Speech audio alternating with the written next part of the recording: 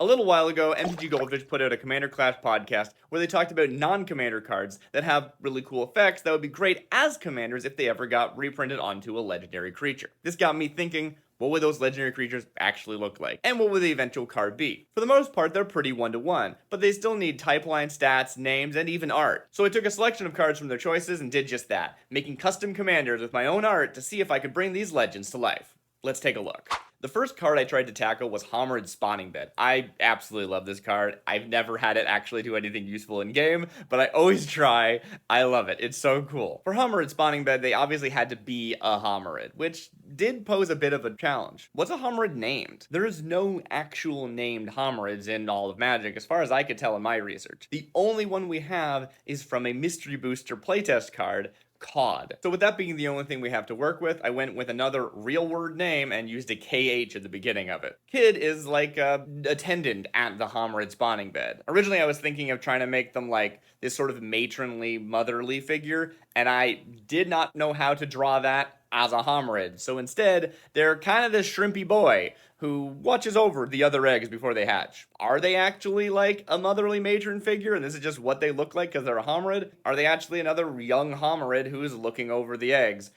I don't know. I don't need to know. As for the card, it's 1-to-1 with Homerid Spawning Bed, but I had to give it the stats and the type line, so the type line is just Homerid. For a while I was thinking, should it be something else?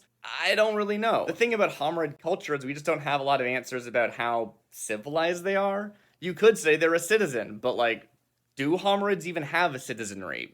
I don't know. Stats, I went with 1-3. Just a nice, simple stat spread. I like it a lot. It's a nice one. You want this guy sticking around and not dying. They're not here to attack, but you don't want them to be so frail that they're just strictly worse than Homerid Spawning Bed. That's the funny thing about a lot of these cards, is that while you might think, oh, it's that effect on a stick, therefore better, they're more fragile than if they were an enchantment. So it's going to be an interesting space to play around with how strong should they be to accommodate for making this effect less reliable.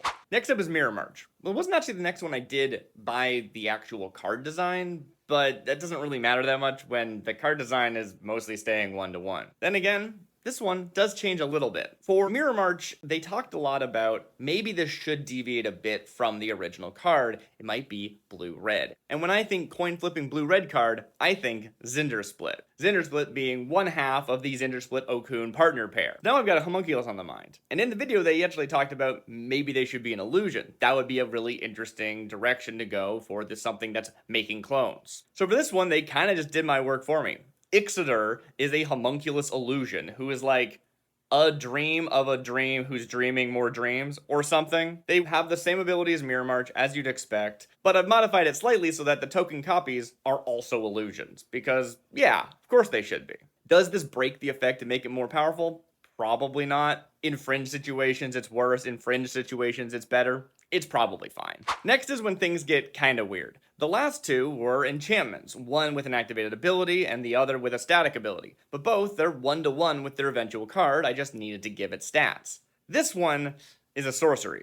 Krim chose Mutinous Massacre as one of his cards, and I had a lot of ideas for how this could maybe work, but I kept coming back to one thing that he said. It should be 1-to-1. It should have the same cost. It should have the same effect. How do you do that where it doesn't just turn into ETB, do the effect of Mutinous Massacre, and now we have a problem with being able to just keep looping this ETB? Tomer talks about the problem of Deadpool just being repeated over and over and over again with the cheap red clone effects. That is what we're trying to avoid with a Mutinous Massacre commander. Originally, I thought it should be a cheaper version of itself, but it has an activated ability that costs the same as Mutinous Massacre. Or maybe it costs you less to actually activate it, so you can actually do it a turn or two earlier. But either way, I came back to what Krim said. It should be 1-to-1. It should cost the full mana value. So I had to employ the when this enters, if you cast it trigger to avoid any shenanigans. Sorry, I know we love shenanigans in Magic, but it's kind of big. Well, at least that's what I thought. Let's move on to actually the physical design. This is a card that depicts the Kavu fighting amongst themselves. So what better way to do that than with a Kavu? Now, I'm not really sure how to draw Kavu, but this is an Edge of Eternity's cards, so we're going with the most modern redesign of them where they're Kavu people, not Kavu beasts. In Edge of Eternities, there was a side story about this Kavu platoon going and checking out some kind of thing. I don't remember exactly. They delved too deep. there is something terrible there, it gets in their brains, and they basically all killing each other. That's kind of what's going on here. I think it's perfect. In fact, we even have a named character from that story that didn't get their own card. So, I think this is Farakatalor. And we know how it's pronounced too, because it's literally said by the voice actor who read that story. Farakatalor, Doomed Sergeant, feels appropriate. Doomed. Doomed. This is the part where I came back around to the if you cast it trigger. Instead, I came up with this. When Farakatalor enters, choose odd or even. Destroy each non-Kavu creature with mana value of the chosen quality, then gain control of all creatures until end of turn. Untap them. They gain haste until end of turn. At the beginning of each end step, sacrifice all Kavu creatures you control. I figured it's a cool effect, but it should be one time. How do we do that? Well, she's got to die at the end of it. If you have a way of bringing her back from your graveyard with resurrection spells, great. That's a 5 mana resurrection spell, 4 mana resurrection spell. That's not too bad. I don't mind you doing that every turn. This one was a bit of a roller coaster, but I'm really happy where it landed. Yes, there's a slight kindred thing. You could go all Kavu and then none of your Kavu die, but then at the end step, all your Kavu die anyway. So you could do something weird with like a sack outlet to kill Farakatalor before her end of game trigger, and it would be slightly stronger. I don't know if I mind that. Yes, it's not as one-to-one as originally pitched, but I think it does land for being worth the mana and not actually that obtrusive. Oh, and of course, she gives herself haste and is a 5/5. So she's hitting pretty hard, too. Next is Scuttletide. I love Scuttletide. It's a making the little crabby boys. Kind of hard to use sometimes because of the discard ability, and maybe you'll just run out of material. You also have to have Delirium, so you have to have different card types. It can be a lot. If I was going to redesign this as a commander, I'd probably be a bit more deviating from the original. But that's not the goal today. Today, the goal is to be the same as the card, but now they're a creature. What is Scuttletide turned into a creature? Well, I think the original one's from Innistrad, but to me, Scuttletide reads as Ravnican. It reads as Simic. Because obviously, Scuttletide as a creature needs to be a crab.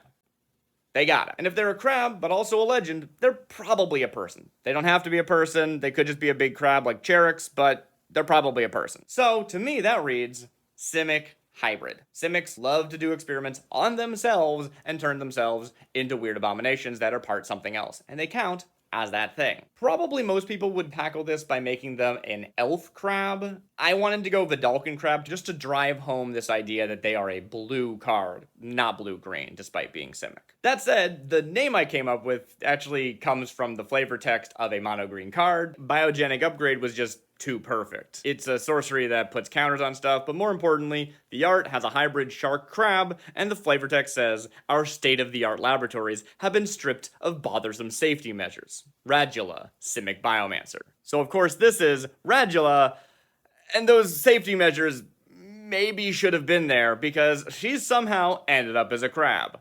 Lord of the Crabs, if you will, because once you get Delirium online, of course, Scuttletide lets us give +1/+1 to all of our crabs. And she benefits from her own Delirium, so that would make her a 1/4 just like all the other crabs in the crab army. I could have made her slightly bigger, but for 2 mana, I just feel like that's probably all she needs to be. Alright, what's next? It's another weird one. This is the legend version of Spy Kit. In the actual MTG Goldfish Commander Clash video, they talked a lot about how would you turn this artifact into a legend. But we already have creatures that are also equipment. Reconfigure equipment from Kamigawa Neon Dynasty have already introduced this concept, even legendary ones in the form of the reality chip. But this does mean that we're deviating quite a bit from the original design. Also, being a colorless card meant that there really wasn't much you could do with it. But in the video, they rattle off a list of really cool interactions that would be fun to use with this commander. Blue effects, white effects, green effects, black effects. So of course, I decided that this needs to be a 4-color commander. There are no red effects, so I'm not making it a full 5-color, and we need more 4-color commanders, honestly. Although, that specific color combination maybe doesn't need any more. This is... Well, I'm not gonna read the name of this card. This is however Seth decides to pronounce it. That's how this is pronounced. It is flying and it says, equipped creature isn't legendary and has nameling. It has all names of creature cards in addition to its name. I had to go with a silly changeling parody. It cracks me up every time. I'm not sorry. It is Reconfigure 2, which originally I had spelled out in reminder text, and it was too too much text, so you're just gonna have to remember how that works. And then for 6 mana, that's 2 green, white, blue, and black, attach this creature to target creature. While attached, this isn't a creature. This means you can attach it instant speed, which is cool, and it also means that you can attach it to your opponent's stuff, because that's another thing they talked about in that video, how much cool things you could do if you can attach this to your opponent's things. Yeah, maybe I'm making it too easy by having it an ability on the card itself, but it's 6 mana. If you can find a different, cheaper way of doing it, I think that's still going to be worth running in your deck. I don't think I've ruined the card, but who knows? Maybe I have. As far as the actual appearance, I very much quickly was like, this has to be a mask that's a bird. Mask that's a bird is perfect. It's a reconfigure, it's a mask that's a bird. And that never went away. I'm not super happy with the art. It's just a flat piece of metal. You're gonna hate wearing this. Sorry. It's a mask that's a bird. And lastly, the Sib-Sig ceremony. This one, I was very excited to see on that list. It's a very cool new card. I know my girlfriend was really excited when this card was first released and has done a lot of cool stuff with it. It's a rad card, and if we're back into this, it's just an enchantment with a static ability space, which is much easier to make 1-for-1 cards for. The Sib-Sig ceremony as a card had to be a Sib-Sig Embaumer, someone who's actually doing the Sib-Sig ceremony. I don't know if there's an Embaumer is actually the right term, because I don't know if actually embalming happens in the ceremony. They get like their broken bits replaced with jade and gold. I don't know. The name, though, Kurtar, is from an old Tarkir card, which I think is in the current timeline. I'm not 100% sure. I don't really know Tarkir very well. Maybe they existed in both timelines. Who knows? This is Kurtar, who was a Sultai Necromancer. Now they are a Sib-Sig, who is still a Necromancer. However, I did go with Druid because Druid was kind of the theme of the new Tarkir set, as opposed to Warlock. Although they did make a Sib-Sig Necromancer who was a Warlock in that set, so I don't know. I think they should be a druid. It feels weird that they would be not a zombie druid, but make zombie druid tokens. I feel like they just had to be. And yeah, for black, you get a 2/3, and their effect is exactly as it was on the Sib-Sig ceremony, except with one change. In the video, they talk about how it could get pretty oppressive and gross and boring, honestly, if the only way and best way of building the deck was as a combo deck. You make everything cost 0 and you just completely go off. So they said, well, what if it bottoms out at 1? So I did that too. It's the exact same text, except it says can't reduce the mana in that cost to less than 1. That's it. Simple, easy, done. And that, yeah, actually that's all of them. I only did 6 for this video, which is still kind of a lot.